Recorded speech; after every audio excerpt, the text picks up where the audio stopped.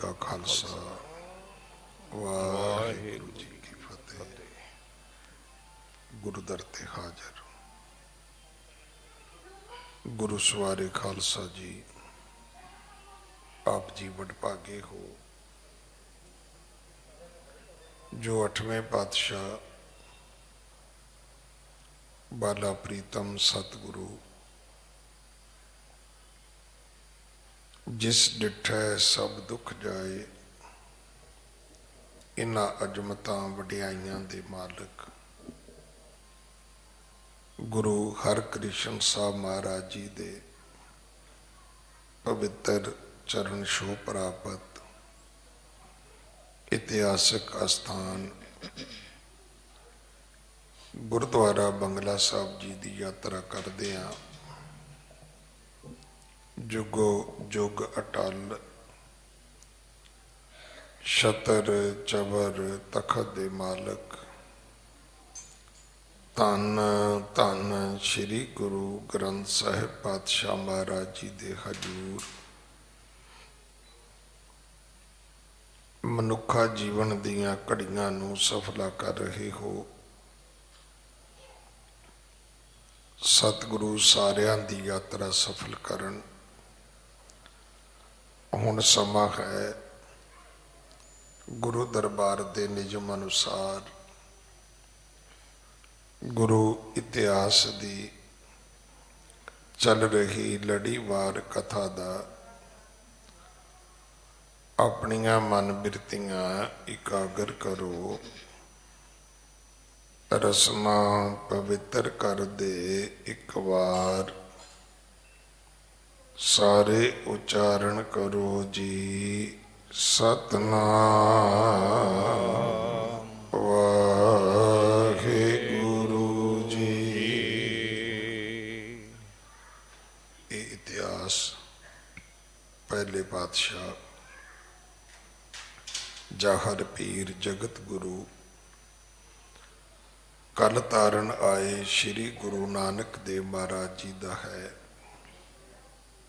प्रसंग है सतगुरां दा मक्के मदीने तो काबे तो होके सुल्तानपुर आना, सुल्तानपुर तो फिर वापस पूरब वल जाके हुण अगे सतगुरु समेर पर्बत ते जाना चाहते ने। जदों सुल्तानपुर तो अगे आए गुरु नानक साहब महाराज कहते मरदानिया दस किथे जाना है। भाई मरदाना जी कहन लगे बाबा है जित चाह चलो तुमरी पश्चात चले सुनिए सुखदाना।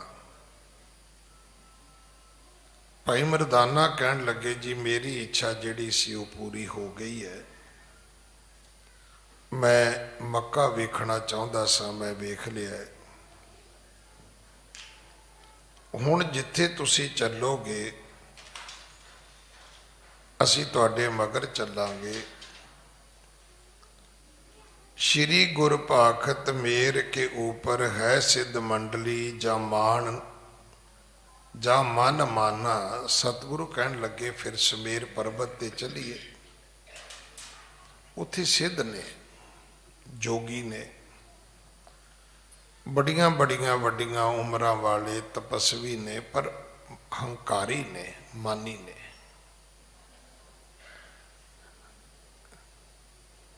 अमूमन जदों असीं गुरु की गोलक दे कोल आके खलो के अरदास करते हैं असी एक गल का बड़ा दाइया करते हैं परमात्मा में मेरा की कसूर है, मेरे तो किहड़ी भुल हुई है, मैं किहड़ा पाप किया है। हालांकि सतगुरु बाणी विच दसदे ने पर सवाल तो यह भी बाणी सुने पढ़े कौन, टाइम किहदे कोले है। सतगुरु तो कहते ने कि जेता समुंद सागर नीर भरिया तेते अवगण हमारे। समुंदर विच जिन्ना पानी है बंदिया इन्ने तेरे विच गुनाह ने। हुण जिहड़ा हंकार है ये सब तो बुरा है। ਤੁਸੀਂ ਵੇਖ ਲਓ ਦੁਨੀਆ ਵਿੱਚ ਕਿਸੇ ਦੀ ਨਿਮਰਤਾ ਨਹੀਂ ਟਕਰਾਉਂਦੀ, ਜਦੋਂ ਟਕਰਾਏਗਾ ਹੰਕਾਰ ਟਕਰਾਏਗਾ। ਹੁਣ ਚਾਈਨਾ ਦੀ, ਅਮਰੀਕਾ ਦਾ ਕੀ ਟਕਰਾਉਂਦਾ? ਨਿਮਰਤਾ ਟਕਰਾਉਂਦੀ ਕਿ ਸਤ ਸੰਤੋਖ ਟਕਰਾਉਂਦਾ? ਕਿ ਉਹਨਾਂ ਦੀ ਆਪਸ ਵਿੱਚ ਕੋਈ ਮੋਹ ਮਮਤਾ ਟਕਰਾਉਂਦੀ? ਜਦੋਂ ਟਕਰਾਉਂਦਾ ਹੰਕਾਰ ਟਕਰਾਉਂਦਾ। ਉਹ ਕਹਿੰਦਾ ਮੈਂ ਵੱਡਾ, ਉਹ ਕਹਿੰਦਾ ਮੈਂ ਵੱਡਾ। ਔਰ ਇਹ ਮਨੁੱਖ ਦੇ ਵਿੱਚ ਬਹੁਤ ਵੱਡੀ ਗਿਣਤੀ ਵਿੱਚ ਪਾਇਆ ਜਾਂਦਾ ਹੈ। ਇਹ ਜਿਹੜਾ ਹੰਕਾਰ ਹੈ, ਇਹ ਜਿਹੜਾ ਦੋਸ਼ ਹੈ, ਸਾਡੇ ਵਿੱਚ ਤਾਂ ਬਹੁਤ ਹੈ।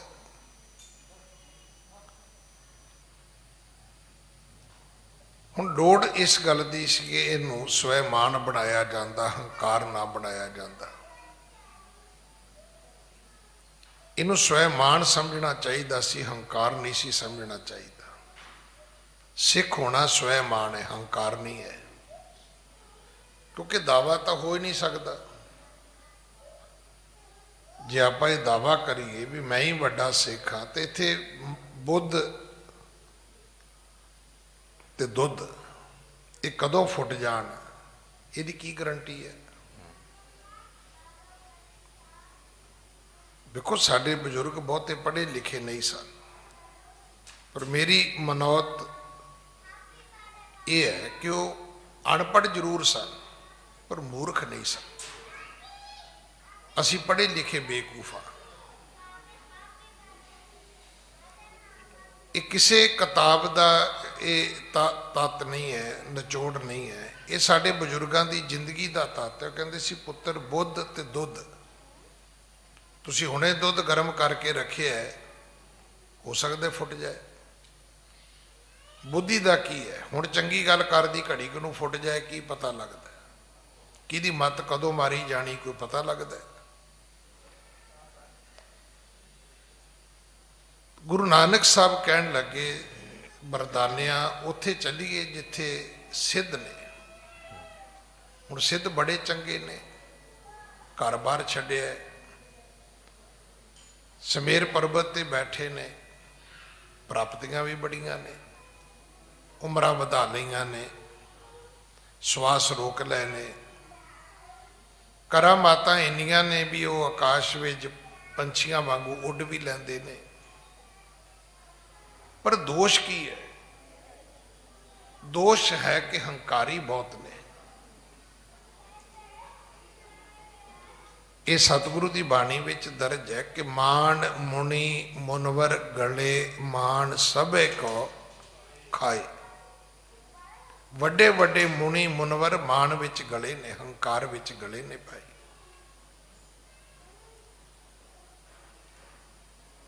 ਇਸ ਹੰਕਾਰ ਦੇ ਵਿੱਚ ਸਤਿਗੁਰੂ ਬਾਣੀ ਵਿੱਚ ਕਹਿੰਦੇ ਨੇ ਤੇਰੇ ਗੁਣ ਗਲਿਆ। ਤੁਸੀਂ ਕੋਈ ਚੀਜ਼ ਗਲੀ ਵੇਖੀ ਹੈ? ਘਰ 'ਚ ਖਾਸ ਕਰਕੇ ਫਰੂਟ ਬਾਰੇ ਅਸੀਂ ਇਹ ਗੱਲ ਕਹਿੰਦੇ ਵੀ ਆਹ ਤੇ ਸੇਬ ਹੈ, ਇਹ ਕੋਈ ਕੇਲਾ ਹੈ, ਕੋਈ ਹੋਰ ਚੀਜ਼ ਹੈ, ਇਸ ਤੇ ਕਹਿੰਦੇ ਤੇ ਗਾਲੀ ਗਈ ਹੈ, ਸੁੱਟੋ ਪਰਾਂ ਇਹਨੂੰ। ਗਲੀ ਉਹ ਚੀਜ਼ ਹੈ, ਸੜੀ ਉਹ ਚੀਜ਼ ਹੈ ਜਿਹੜੀ ਮੁੜ ਕੇ ਕੰਮ ਨਹੀਂ ਆਉਂਦੀ। ਨਹੀਂ ਤਾਂ ਤੁਸੀਂ ਅਮੂਮਨ ਵੇਖੋਗੇ ਕਿ ਚੀਜ਼ ਦੀ ਡੇਟ ਐਕਸਪਾਇਰ ਹੋ ਜਾਏ ਫਿਰ ਵੀ ਵਰਤੀ ਜਾ ਸਕਦੀ ਹੈ, ਪਰ ਗਲੀ ਚੀਜ਼ ਕਿਤੇ ਨਹੀਂ ਵਰਤੀ ਜਾਂਦੀ। ਜਿਹੜੀ ਚੀਜ਼ ਕਿਸੇ ਦੇ ਨਾ ਕੰਮ ਆਵੇ, ਇਹ ਉਦਾਂ ਦੀ ਅਵਸਥਾ ਹੈ, ਉਦਾਂ ਦੀ ਸਟੇਜ ਹੈ ਜਿਹੜੀ ਹੰਕਾਰ ਤੋਂ ਸਾਡੇ ਵਿੱਚ ਪੈਦਾ ਹੁੰਦੀ ਹੈ। ਸਤਿਗੁਰੂ ਗੁਰੂ ਨਾਨਕ ਸਾਹਿਬ ਪਿਤਾ ਜੀ ਨੇ ਕਿਹਾ ਵੀ ਚੱਲੀਏ ਆਪਾਂ। ਬਿਗਸੇ ਸੁਨ ਬੈਣ ਗੁਰੂ ਗੁਰ ਐਨ ਦਇਆ ਜਿਨ ਨੈਣ ਰਹੀ ਸ਼ਬ ਛਾਈ। ਜਿਨ ਦੇ ਧਰੀ ਜਗ ਤਾਰਨ ਕਾਰਨ ਦੰਭ ਬਿਦਾਰਨ ਸ਼੍ਰੀ ਜਗ ਰਾਈ। ਭਾਈ ਮਰਦਾਨਾ ਕਹਿਣ ਲੱਗਾ ਬਾਬਾ ਲੈ ਚਲੋ ਜਿੱਥੇ ਮਰਜੀ, ਪਰ ਇੱਕ ਕਿਰਪਾ ਕਰੋ ਵੀ ਪਹਿਲਾਂ ਮੇਰੀ ਭੁੱਖ ਖਤਮ ਕਰੋ। ਮੈਂ ਕੱਲ ਵੀ ਬੇਨਤੀ ਕੀਤੀ ਸੀ, ਭੁੱਖ ਭਾਈ ਮਰਦਾਨੇ ਦੀ ਸਰੀਰਕ ਭੁੱਖ ਨਹੀਂ ਹੈ, ਅਸਲ ਵਿੱਚ ਇਹ ਗੁਰੂ ਨਾਨਕ ਦੀ ਮਾਇਆ ਸੀ। ਕਿਉਂਕਿ ਗੁਰੂ ਨਾਨਕ ਦੀ ਸਾਖੀ ਦਾ ਇੱਕ ਮੁੱਖ ਪਾਤਰ ਹੈ, ਉਹ ਭਾਈ ਮਰਦਾਨਾ ਹੈ। ਕਿਉਂਕਿ ਜਿੰਨੀਆਂ ਵੀ ਘਟਨਾਵਾਂ ਘਟਦੀਆਂ ਨੇ ਉਹ ਭਾਈ ਮਰਦਾਨੇ ਤੇ ਆਧਾਰਿਤ ਹੁੰਦੀਆਂ ਨੇ। ਭਾਈ ਮਰਦਾਨੇ ਨੂੰ ਭੁੱਖ ਲੱਗਦੀ ਹੈ, ਉਹ ਸ਼ਹਿਰ ਜਾਂਦਾ ਹੈ, ਅੱਗੋਂ ਫਫੇ ਕੁੱਟਣੀਆਂ ਔਰਤਾਂ ਉਹਨੂੰ ਭੇਡੂ ਬਣਾ ਲੈਂਦੀਆਂ ਨੇ। ਕਿਤੇ ਕੌਡੇ ਵਰਗਾ ਰਾਖਸ਼ ਉਹਨੂੰ ਪਕੜ ਲੈਂਦਾ ਹੈ, ਕਦੇ ਸਾਲਸ ਵਰਗਾ ਜੌਹਰੀ ਜਿਹੜਾ ਹੈ ਉਹ ਇੱਕ ਲਾਲ ਦੇ ਬਹਾਨੇ ਉਹ ਸਾਹਮਣੇ ਆਉਂਦਾ ਹੈ। ਹੁਣ ਹਰ ਚੀਜ਼ ਜਿਹੜੀ ਹੈ ਉਹਦਾ ਇੱਕ ਤਰੀਕਾ ਹੈ। ਹੁਣ ਅਸੀਂ ਕਿੱਡੀ ਵੱਡੀ ਗਲਤੀ ਕੀਤੀ।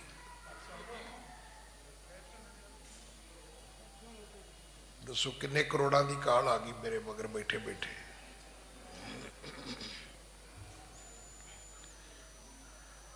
ਮੈਂ ਰੋਜ਼ ਬੇਨਤੀ ਕਰਦਾ ਵੀ ਸਾਨੂੰ ਨਾ ਚੀਜ਼ਾਂ ਵਰਤਣੀਆਂ ਨਹੀਂ ਆਉਂਦੀਆਂ। ਚੀਜ਼ ਕੋਈ ਮਾੜੀ ਨਹੀਂ ਹੈ। ਸਾਡੀ ਜ਼ਿੰਦਗੀ ਵਿੱਚ ਕੋਈ ਵੀ ਚੀਜ਼ ਐਸੀ ਨਹੀਂ ਜਿਹੜੀ ਗਲਤ ਹੋਵੇ, ਪਰ ਜੇ ਅਸੀਂ ਥੋੜੀ ਜਿਹੀ ਉਹਨੂੰ ਵਰਤਣਾ ਸਿੱਖ ਲਈਏ। ਫੋਨ ਆਇਆ ਕੱਟ ਦਿਓ, ਉੱਠ ਕੇ ਜਾ ਕੇ ਕਰ ਲਓ। ਅੱਜ ਕੱਲ੍ਹ ਤੇ total free, incoming free, out going free ਹੈ। ਹਫੜਾ ਦਫੜੀ ਕਾਹਦੀ, ਭੱਜੇ ਭੱਜਾ ਜਾਂਦਾ ਉਹ ਨਾ ਵੀ ਬੰਦਾ ਠੇਡਾ ਖਾ ਕੇ ਉਹਦਾ ਡਿੱਗ ਪਵੇ। ਤੋ ਇਸ ਕਰਕੇ ਥੋੜੀ ਜਿਹੀ ਅਸੀਂ ਅਗਰ ਚੇਤਨਤਾ ਆਪਣੇ ਵਿੱਚ ਲੈ ਕੇ ਆਈਏ ਜਿਹੜੀ ਸਿਰਫ ਤੁਹਾਨੂੰ ਧਰਮ ਤੋਂ ਮਿਲੇਗੀ। ਮੈਂ ਫਿਰ ਬੇਨਤੀ ਕਰਾਂ, ਨਹੀਂ ਤੇ ਦੂਜੇ ਸਾਰੇ ਦੁਨੀਆ ਦੇ ਗਿਆਨ ਨੇ ਬੰਦੇ ਨੂੰ ਕਮਲਾ ਕਰ ਦਿੱਤਾ ਹੈ। ਪੜ੍ਹਾਈ ਲਿਖਾਈ ਨੇ ਬੰਦੇ ਨੂੰ ਐਸਾ ਪਾਗਲ ਕੀਤਾ ਵੀ ਬੰਦੇ ਕੋਲ ਖੁਦ ਕੋਲ ਟਾਈਮ ਨਹੀਂ ਹੈ। ਧਰਮ ਕੀ ਸਿਖਾਉਂਦਾ ਹੈ? ਧਰਮ ਕਹਿੰਦਾ ਕਿ ਤੂੰ ਆਪਣੇ ਆਪ ਨਾਲ ਬੈਠ। ਮੈਡੀਟੇਸ਼ਨ ਕੀ ਹੈ? ਸਮਾਧੀ ਕੀ ਹੈ? ਆਪਣੇ ਆਪ ਨਾਲ ਬਹਿਣਾ ਹੈ ਤੁਸੀਂ,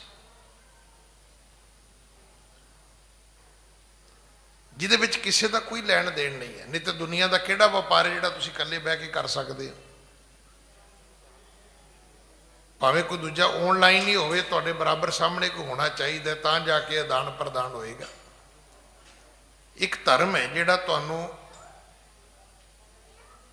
ਬੈਠਣ ਦੀ ਔਰ ਆਪਣੇ ਆਪ ਨੂੰ ਖੁਦ ਸਵਾਰਨ ਦੀ ਜੁਗਤੀ ਦਿੰਦਾ ਹੈ।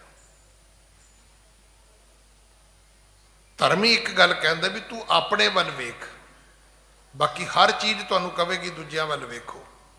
ਉਹ ਕੀ ਕਰਦੇ ਨੇ? ਤੁਸੀਂ ਉਹਦਾ ਕੰਪੀਟੀਸ਼ਨ ਕਰੋ, ਤੁਸੀਂ ਉਹਦੀ ਰੀਸ ਕਰੋ, ਤੁਸੀਂ ਉਹਦੀ ਨਕਲ ਕਰੋ। ਧਰਮ ਨਹੀਂ ਜੇ ਕਹਿੰਦਾ।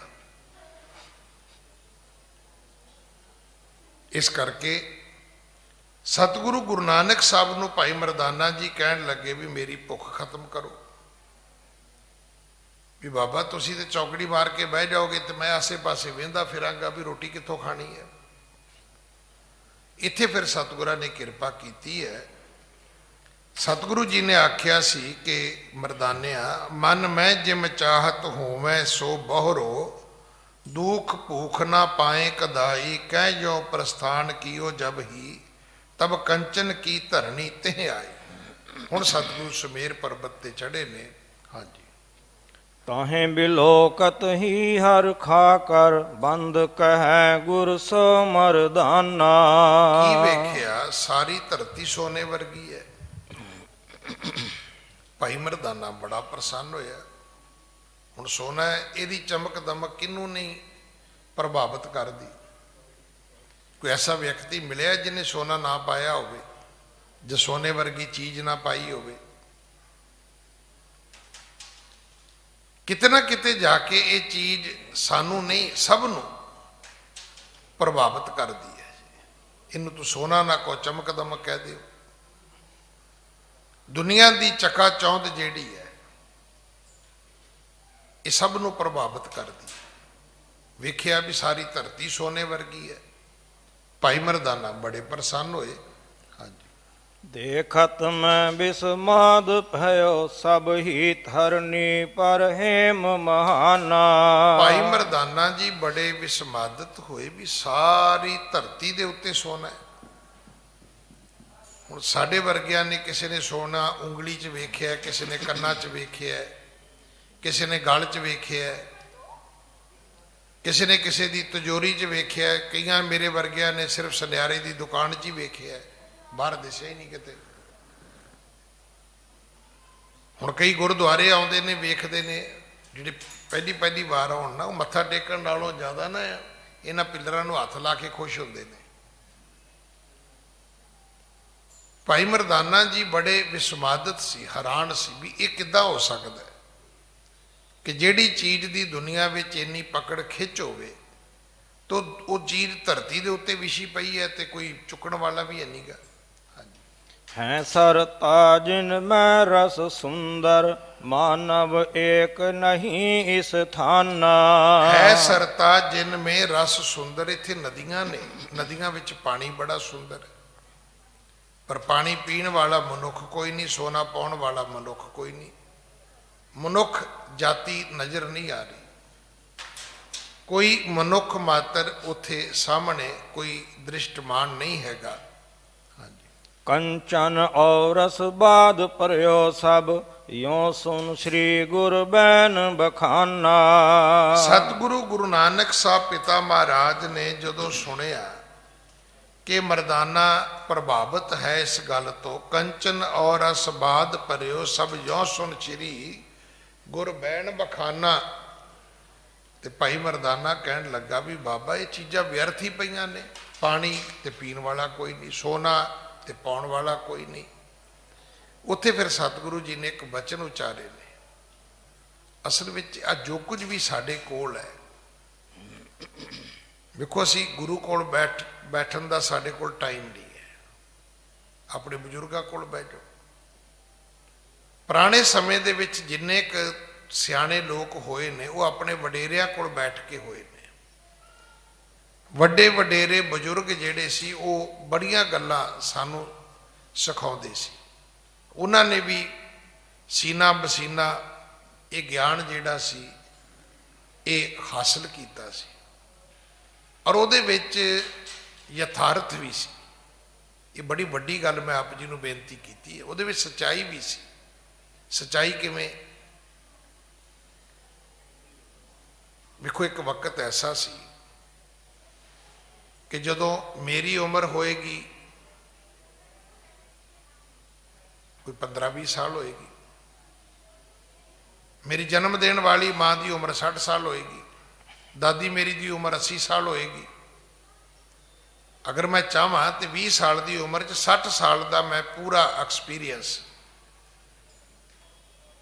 ਕਿਉਂਕਿ ਜਿਹੜੀ ਤੁਹਾਡੀ ਜ਼ਿੰਦਗੀ ਜਿਹੜੀ ਖੁਦ ਤੁਸੀਂ ਜੀਵੀ ਹੈ, ਉਸ ਤੋਂ ਬਾਅਦ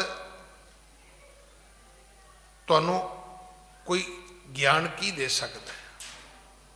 ਅਸੀਂ ਕਿਤਾਬਾਂ ਪੜ੍ਹੀਆਂ, ਨਾਵਲ ਪੜ੍ਹੇ, ਕਹਾਣੀਆਂ ਪੜ੍ਹੀਆਂ, ਫਿਲਮਾਂ ਵੇਖੀਆਂ, ਸਟੋਰੀਆਂ ਨਾਟਕਾਂ ਦੇ ਵਿੱਚ ਸੁਣ ਲਈਆਂ, ਤੇ ਹਾਲਾਤ ਕੀ ਬਣ ਗਏ? ਹਾਲਾਤ ਆ ਹੀ ਹੈ ਅੱਜ ਤੁਹਾਡੀ ਮੇਰੀ ਸਾਰਿਆਂ ਦੀ ਫਿਲਮੀ ਜ਼ਿੰਦਗੀ, ਹੋਰ ਕੁਝ ਵੀ ਨਹੀਂ ਹੈਗਾ।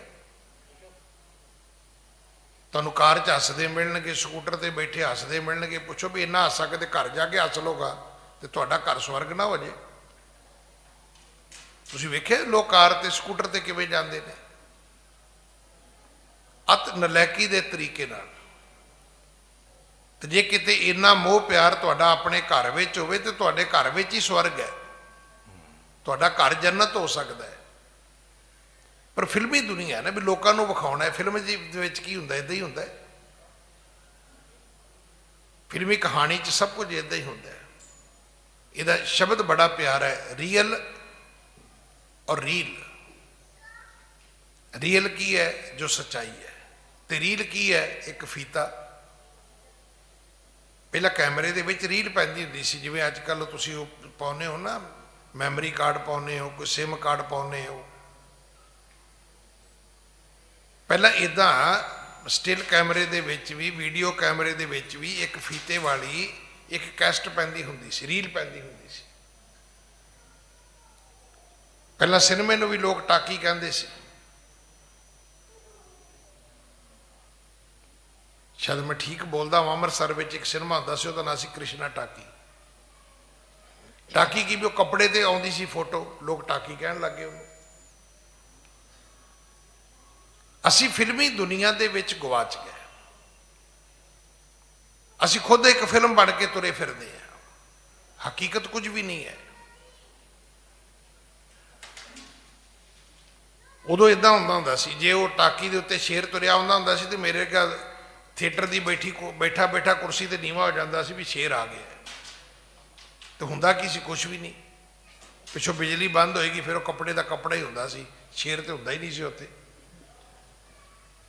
ਸਤਿਗੁਰੂ ਗੁਰੂ ਨਾਨਕ ਸਾਹਿਬ ਪਿਤਾ ਮਹਾਰਾਜ ਨੇ ਸਮਝਾਇਆ ਕਿ ਮਰਦਾਨਾ, ਇਹ ਕੰਚਨ ਸੋਨਾ ਤੇ ਪਾਣੀ ਇਹ ਵਿਅਰਥ ਨਹੀਂ ਹੈ। ਅਸਲ ਵਿੱਚ ਇਹ ਚੀਜ਼ਾਂ ਸਾਰਿਆਂ ਨੂੰ ਪ੍ਰਾਪਤ ਨਹੀਂ ਹੁੰਦੀਆਂ। ਇਹ ਜੇ ਅੱਜ ਤੁਹਾਨੂੰ ਇਹ ਸਭ ਕੁਝ ਮਿਲਿਆ ਤੇ ਇਹ ਸਮਝ ਲੈਣਾ ਵੀ ਤੁਹਾਡੇ ਕਿਤੇ ਵੱਡੇ ਕੋਈ ਪੂਰਬਲੇ ਪੁੰਨ ਕਰਮ ਹੋਣਗੇ ਕਿ ਤੁਹਾਨੂੰ ਇਹ ਚੀਜ਼ਾਂ ਮਿਲੀਆਂ ਨੇ। ਤੇ ਫਿਰ ਇਹਨਾਂ ਦੀ ਕਦਰ ਕਰਨੀ ਚਾਹੀਦੀ ਹੈ, ਇਹਨਾਂ ਦਾ ਸਤਿਕਾਰ ਕਰਨਾ ਚਾਹੀਦਾ ਹੈ, ਇਹਨਾਂ ਦੀ ਰਿਸਪੈਕਟ ਕਰਨੀ ਚਾਹੀਦੀ ਹੈ। ਇੱਥੇ ਫਿਰ ਗੁਰੂ ਨਾਨਕ ਸਾਹਿਬ ਅਗਵਾਨੀ ਬਖਸ਼ਦੇ ਨੇ। ਹਾਂਜੀ, ਪ੍ਰੀਤਮ ਜੋ ਕਰ ਧਾਰ ਕੇ ਸੇਵਕ, ਪ੍ਰਾਪਤ ਹੁਵੈ ਤਿਨ ਕੋ ਸੁਖਦਾਈ। ਮਰਦਾਨਿਆਂ, ਇਹ ਪਾਣੀ ਤੇ ਇਹ ਸੋਨਾ ਜਿਹੜੇ ਰੱਬ ਦੇ ਪਿਆਰੇ ਹੁੰਦੇ ਨੇ ਉਹਨਾਂ ਨੂੰ ਨਸੀਬ ਹੁੰਦਾ ਹੈ। ਉਹੀ ਇਹੋ ਜਿਹੇ ਪਹਾੜਾਂ ਤੇ ਚੜ੍ਹ ਸਕਦੇ। ਅੱਜ ਮਿਨਰਲ ਵਾਟਰ ਦੇ ਮਗਰ ਅਸੀਂ ਸ਼ਦਾਈ ਹੋਏ ਫਿਰਦੇ ਹਾਂ, ਔਰ ਤੁਸੀਂ ਉਹਦੀ ਕੀਮਤ ਸੁਣੋ। ਮੇਰੇ ਵਰਗਾ ਤੇ 10 ਰੁਪਏ ਦੀ ਬਿਸਲਰੀ ਦੀ ਬੋਤਲ ਨਹੀਂ ਲੈ ਸਕਦਾ, ਪਰ ਸਾਡੇ ਇੰਡੀਆ ਦੇ ਕ੍ਰਿਕਟਰ ਉਹ ਵੀ ਨੇ ਜਿਹੜੇ 800-900 ਰੁਪਏ ਦੀ ਬੋਤਲ ਦਾ ਪਾਣੀ ਪੀਂਦੇ ਨੇ। ਬਾਹਰਲੇ ਮੁਲਕਾਂ 'ਚ ਜਾਓ, $8-9 ਦੀ ਤੁਹਾਨੂੰ ਇੱਕ ਪਾਣੀ ਦੀ ਬੋਤਲ ਮਿਲੇਗੀ। ਹੁਣ ਪੁੱਛੋ ਵੀ ਕੀ ਹੈ? ਉਹ ਕਹਿੰਦੇ ਜੀ ਇਹ ਦੂਜੇ ਤੀਜੇ ਚੌਥੇ ਕੰਟਰੀ ਤੋਂ ਆਇਆ।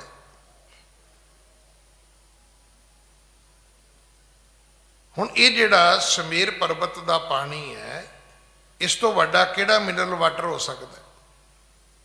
ਸਤਿਗੁਰੂ ਕਹਿਣ ਲੱਗੇ ਇਹ ਨਿਆਮਤਾਂ ਜਿਹੜੀਆਂ ਰੱਬ ਨੇ ਪੈਦਾ ਕੀਤੀਆਂ ਨੇ ਨਾ, ਇਹ ਰੱਬ ਦੇ ਭਗਤਾਂ ਵਾਸਤੇ ਨੇ।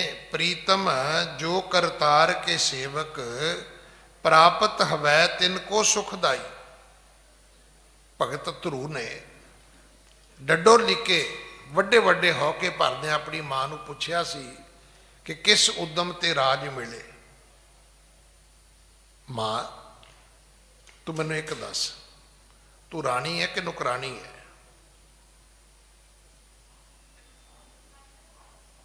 ਤੂੰ ਰਾਣੀ ਹੈ ਕਿ ਸੁਰੀਤੀ ਹੈ? ਹੁਣ ਮਾਂ ਕਹਿਣ ਲੱਗੀ ਵੀ ਪੁੱਤਰ, ਹਾਂ ਤੇ ਰਾਣੀ, ਕਿਉਂਕਿ ਜਨਮ ਮੇਰਾ ਰਾਜੇ ਦੇ ਘਰ ਹੋਇਆ, ਰਾਜੇ ਦੀ ਧੀ ਆ, ਰਾਜੇ ਦੀ ਬੇਟੀ ਆ, ਵਿਆਹ ਵੀ ਰਾਜੇ ਨਾਲ ਹੋਇਆ, ਘਰ ਵਾਲੀ ਵੀ ਰਾਜੇ ਦੀ ਆ। ਪਰ ਜਿਹੜਾ ਭਗਤੀ ਦਾ ਕਰਮ ਸੀ ਮੈਂ ਦ੍ਰਿੜ ਨਹੀਂ ਕੀਤਾ। ਤੁਸੀਂ ਇੱਕ ਗੱਲ ਨਾ ਧਿਆਨ, ਮੈਂ ਇੱਕ ਬੇਨਤੀ ਕਰਾਂ, ਆਪਾਂ ਨਾ ਦੂਜੇ ਦੀ ਕਮਾਈ ਦਾ ਧਿਆਨ ਧਰਦੇ ਆ ਸਿਰਫ, ਇਹਦੇ ਕੋਲ ਪੈਸੇ ਕਿੰਨੇ ਨੇ, ਇਹਦੇ ਕੋਲ ਜ਼ਮੀਨ ਕਿੰਨੀ ਹੈ, ਇਹਦੇ ਘਰ ਕਿੰਨੇ ਨੇ, ਇਹਦੀਆਂ ਗੱਡੀਆਂ ਕਿੰਨੀਆਂ ਨੇ, ਇਹਨੇ ਜਿਹੜੇ ਬੂਟ ਪਾਏ ਨੇ ਇਹ ਕਿੰਨੇ ਦੇ ਨੇ, ਇਹਨੇ ਜਿਹੜੀ ਘੜੀ ਬੱਧੀ ਉਹ ਕਿੰਨੇ ਦੀ ਹੈ। ਅਸੀਂ ਦੂਜੇ ਦੀ ਕਮਾਈ ਦਾ ਹੀ ਧਿਆਨ ਧਰੀ ਜਾਂਦੇ ਹਾਂ। ਨਹੀਂ, ਅੱਜ ਤੋਂ ਬਾਅਦ ਇੱਕ ਆਪਣੇ ਅੰਦਰ ਇੱਕ ਨਵੀਂ ਚੇਤਨਤਾ ਲੈ ਕੇ ਆਉਣੀ। ਇਹ ਪਤਾ ਕਰਿਓ ਵੀ ਇਹਦੇ ਕੋਲ ਇੰਨਾ ਕੁਛ ਹੈ ਵੀ ਕਿਤੇ ਕਦੇ ਹੱਸਦਾ ਖੁਸ਼ ਹੋਇਆ ਵੇਖਿਆ ਕਦੇ? ਕਿ ਇਹਦੇ ਘਰ ਵਿੱਚ ਸੁੱਖ ਸ਼ਾਂਤੀ ਹੈਗੀ ਹੈ? ਕਿ ਇਹਦੇ ਘਰ ਵਿੱਚ ਤੰਦਰੁਸਤੀ ਹੈਗੀ? ਅੱਜ ਕੁਦਰਤੀ ਗੱਲ ਕਰਦੇ ਕਰਦੇ ਅਸੀਂ ਤੁਰੇ ਆਉਂਦੇ ਸੀ ਤੇ ਗੱਲ ਚਲਦਿਆਂ ਚਲਦਿਆਂ ਦਿਮਾਗ ਦੇ ਵਿੱਚ ਗੱਲ ਆਈ ਵੀ ਅਗਰ ਬੰਦਾ ਤੰਦਰੁਸਤ ਹੋਵੇ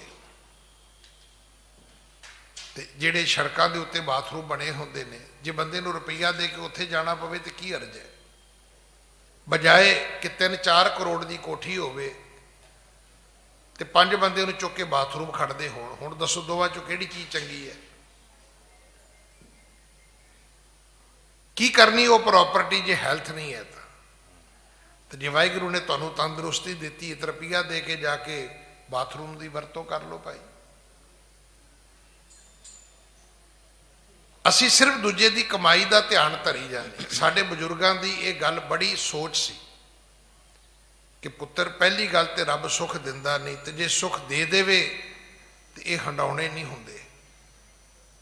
ਇਹਦੇ ਲਈ ਵੀ ਬੜੀ ਪੂਰਬਲੀ ਕਮਾਈ ਚਾਹੀਦੀ ਹੈ ਕਿ ਤੁਸੀਂ ਸੰਤਾਨ ਸੁਖ ਭੋਗ ਸਕੋ। ਮਸਕੀਨ ਸਾਹਿਬ ਦੀ ਕਥਾ ਵਿੱਚ ਬਹੁਤ ਵਾਰੀ ਜ਼ਿਕਰ ਹੁੰਦਾ ਸੀ ਵੀ ਧਰਤੀ ਦੇ 4 ਸਵਰਗ ਨੇ, ਆਗਿਆਕਾਰੀ ਪਤੀ ਦਾ ਹੋਣਾ, ਆਗਿਆਕਾਰੀ ਪਤਨੀ ਦਾ ਹੋਣਾ, ਆਗਿਆਕਾਰੀ ਬੱਚਿਆਂ ਦਾ ਹੋਣਾ, ਸਰੀਰ ਦਾ ਤੰਦਰੁਸਤ ਹੋਣਾ, ਘਰ 'ਚ ਸੁੱਖ ਸਮਰਿੱਧੀ ਹੋਣਾ। ਇਹ ਆਪਣੇ ਆਪ ਦੇ ਵਿੱਚ ਸਵਰਗ ਨੇ। ਪਰ ਤੁਸੀਂ ਵੇਖਿਓ ਕਈਆਂ ਕੋਲ ਹੈਗੇ ਨੇ ਪਰ ਇਹਦੇ ਨਰਕਾਂ 'ਚ ਹੀ ਨੇ। ਉਹ ਸੁੱਖ ਸਮਰਿੱਧੀ ਵੀ ਹੈਗੀ ਹੈ ਪਰ ਫਿਰ ਨਰਕ ਵਰਗੀ ਜ਼ਿੰਦਗੀ ਉਹਨਾਂ ਦੀ।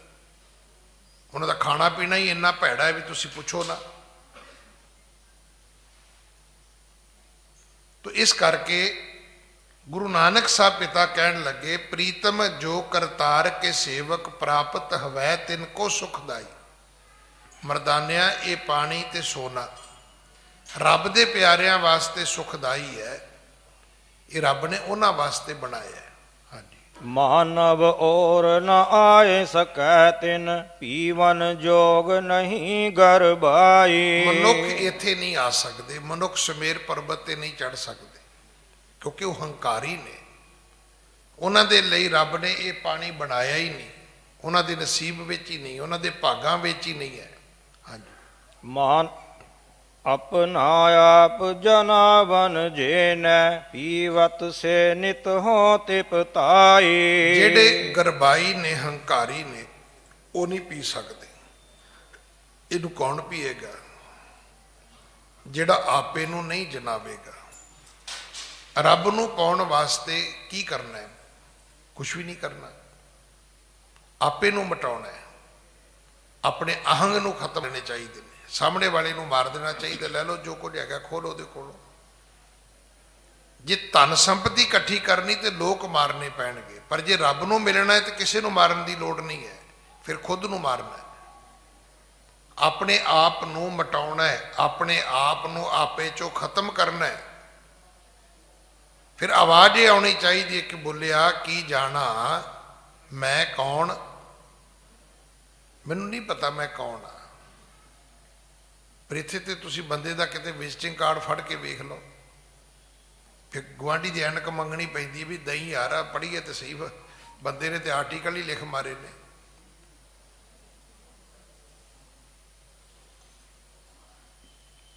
ਆਪੇ ਨੂੰ ਮਕਾਉਣਾ, ਆਪੇ ਨੂੰ ਮਿਟਾਉਣਾ। ਹਾਂਜੀ, ਭੂਖ ਲੱਗੈ ਨ ਪਿਆਸ ਕਬੈ ਹਰ ਨਾਮ ਕੇ ਸੰਗ ਰਹੇ ਲਿਵਲਾਈ। ਜਿਹੜੇ ਆਪੇ ਭਾਵ ਨੂੰ ਨਹੀਂ ਜਨਾਉਂਦੇ ਉਹ ਇਸ ਜਲ ਨੂੰ ਛਕਦੇ ਨੇ। ਉਹਨਾਂ ਨੂੰ ਭੁੱਖ ਨਹੀਂ ਲੱਗਦੀ, ਉਹਨਾਂ ਨੂੰ ਪਿਆਸ ਨਹੀਂ ਲੱਗਦੀ। ਹਰ ਨਾਮ ਕੇ ਸੰਗ ਰਹੇ ਲਿਵਲਾਈ, ਕਿਉਂਕਿ ਉਹਨਾਂ ਦੀ ਲਿਵ ਜਿਹੜੀ ਉਹ ਨਾਮ ਨਾਲ ਜੁੜੀ ਰਹਿੰਦੀ ਹੈ। ਉਹਨਾਂ ਦੀ ਲਿਵ ਪਰਮਾਤਮਾ ਨਾਲ ਲੱਗੀ ਰਹਿੰਦੀ ਹੈ। ਹਾਂਜੀ, ਸੁਨ ਮਰਦਾਨਾ ਮਨ ਮਾਹਿ ਹਰ ਖਾਨਾ ਤਬ ਬਚਨ ਬਖਾਨਾ ਦੇਖ ਕਰਨਾ ਨਿਧਾਨ ਕੋ। ਹੁਣ ਵੇਖੋ ਕਿੰਨੀ ਵੱਡੀ ਸੱਚਾਈ ਹੈ ਕਿ ਜਿਹੜਾ ਬੰਦਾ ਖਰਚਦਾ ਨਹੀਂ ਉਹਦੇ ਕੋਲ ਪੈਸੇ ਨੇ। ਉਹਨੂੰ ਕੀ ਕਹਿੰਦੇ? ਉਹਨੂੰ ਕਹਿੰਦੇ ਸੀ ਕੰਜੂਸ। ਜਿਹਦੇ ਕੋਲ ਹੈਗੇ ਨੇ ਉਹ ਖਰਚਦਾ ਨਹੀਂ, ਤੇ ਜਿਹਨੂੰ ਖਰਚਣ ਦੀ ਆਦਤ ਹੈ ਉਹਦੇ ਕੋਲ ਹੁੰਦਾ ਹੀ ਨਹੀਂ। ਵੇਖੋ ਕੈਸੀ ਰੱਬ ਦੀ ਕਲਾ ਹੈ। ਜਿਹੜਾ ਆਦਮੀ 24 ਘੰਟੇ ਖਰਚਣ ਤੇ ਰਹਿੰਦਾ, ਇਹ ਵੀ ਚੇਤਾ ਰੱਖਿਓ ਉਹਦੇ ਕੋਲ ਪੈਸੇ ਨਹੀਂ ਹੁੰਦੇ, ਤੇ ਜਿਹਦੇ ਕੋਲ ਹੁੰਦੇ ਨੇ ਉਹ ਖਰਚਦਾ ਹੀ ਨਹੀਂ। ਜਾਂ ਉਹ ਕਹਿ ਦਈਏ, ਇਹ ਲਿਖਿਆ ਸਤਿਗੁਰੂ ਦੀ ਬਾਣੀ 'ਚ, ਇਹ ਭਗਤੀ ਲਿਖ ਲਿਓ, ਸ਼ਾਇਦ ਇਕੱਲੇ ਬੈਠੋਗੇ ਸਮਝ ਆ ਜਾਏਗੀ। ਸੂਮੈ ਧਨ ਰਾਖਣ ਕੋ ਦੀਆ। ਕਹਿੰਦੇ ਰੱਬ ਨੇ ਨਾ ਸਾਰੇ ਪੈਸੇ ਸੂਮ ਨੂੰ ਦੇ ਦਿੱਤੇ ਨੇ, ਕੰਜੂਸ ਨੂੰ। ਕਾਹਦੇ ਲਈ? ਰੱਖਣ ਲਈ, ਵੀ ਤੇਰੇ ਕੋਲੇ ਸੇਫ ਰਹਿਣਗੇ, ਤੂੰ ਕਿਹੜਾ ਖਰਚਣੇ ਨੇ। ਅਗਲੀ ਗੱਲ ਕਹਿੰਦੇ ਮੁਗਧ ਕਹੇ ਧਨ ਮੇਰਾ। ਕਹਿੰਦੇ ਵੇਖੋ ਕਿੱਡਾ ਪਾਗਲ ਹੈ, ਲੋਕਾਂ ਨੂੰ ਕਹੀ ਜਾਏਗਾ ਪੈਸੇ ਮੇਰੇ ਨੇ, ਵੀ ਤੇਰੇ ਨੇ ਤੇ ਖਰਚ ਕੇ ਵਿਖਾ। ਵੇਖੋ ਮੇਰੇ ਕੋਲ 2 ਕਰੋੜ ਰੁਪਈਆ ਹੋਵੇ, ਮੈਂ ਕੰਜੂਸ ਹੋਵਾਂ ਤੇ ਕੀ ਕਰਾਂਗਾ? ਹਰ ਵਾਰੀ FD ਰਿਨਿਊ ਕਰਾ ਲਵਾਂਗਾ, ਹਰ ਵਾਰੀ ਪਾਸਬੁੱਕ ਜਿਹੜੀ ਹੈ ਉਹ ਅਪਡੇਟ ਕਰਾ ਲਵਾਂਗਾ, ਹੋਰ ਕੀ ਕਰਾਂਗਾ? ਤੇ ਲੋਕਾਂ ਨੂੰ ਕਹੀ ਜਾਵਾਂਗੇ ਮੇਰੇ ਕੋਲ 2 ਕਰੋੜ ਰੁਪਈਆ, ਵੀ 2 ਕਰੋੜ ਚੋਂ ਲੱਖ ਖਰਚ ਕੇ ਵਿਖਾ। ਜੇ ਤੇਰੇ ਨੇ ਤੇ ਖਰਚ ਕੇ ਵਿਖਾ, ਤੇ ਜੇ ਤੂੰ ਖਰਚ ਨਹੀਂ ਪਾ ਰਿਹਾ ਇਹਦਾ ਮਤਲਬ ਕੀ ਹੈ? ਤੇਰੇ ਨਹੀਂ ਹੈ। ਸੂਮੇ ਧਨ ਰਾਖਣ ਕੋ ਦੀਆ, ਰੱਬ ਨੇ ਕੰਜੂਸ ਨੂੰ ਪੈਸੇ ਫੜਾ ਤੇ ਵੀ ਤੂੰ ਫੜ ਭਰਾ, ਤੂੰ ਖਰਚੇਗਾ ਨਹੀਂ। ਪਰ ਕਹਿੰਦੇ ਉਹ ਵੇਖੋ ਮੂਰਖ ਕਿੱਡਾ, ਮੁਗਧ ਕਹੇ ਧਨ ਮੇਰਾ, ਲੋਕਾਂ ਨੂੰ ਕਹੀ ਜਾਂਦਾ ਮੇਰੇ ਪੈਸੇ ਨੇ, ਤੇਰੇ ਹੈ ਹੀ ਨਹੀਂ। ਇਸੇ ਕਰਕੇ ਰੱਬ ਨੇ ਤੈਨੂੰ ਫੜਾਏ ਨੇ।